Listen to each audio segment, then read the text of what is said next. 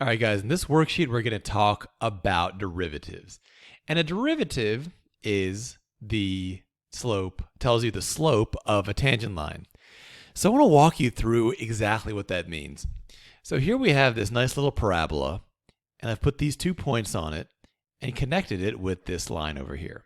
And because this line cuts through the parabola, we call it a secant line. The SEC root is a Latin word root that means cut. So we see a secant line actually cuts through this. Let's actually fast forward a little bit and see what a tangent line looks like. This is a tangent line which touches the graph at just one point. And the tang root comes from the Latin for the word touch. So for example, you probably know that if something is tangible, that means you can touch it. And if something is intangible, it means you can't touch it.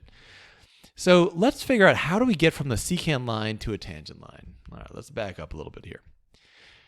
So this secant line, to find the slope of a secant line is actually pretty easy. You just take the 2 points and you find the slope between the 2 points. That's the whole thing. Just y2 minus y1 over x2 minus x1. Just finding a slope, just like you're in 5th grade, is just that easy.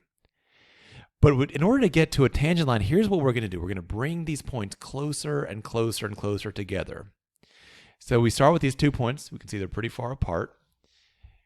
They get a little bit closer. They get even closer until they're basically literally on top of each other, and then we get the tangent line. So the idea is that if we bring the points closer and closer together, the limit of that will give you the tangent line. And we're going to figure out algebraically how all that works, but it's important to understand it conceptually that getting a tangent line, we start with basically a secant line, bring the points closer and closer, and then so close they're on top of each other, and that's going to give you the tangent line.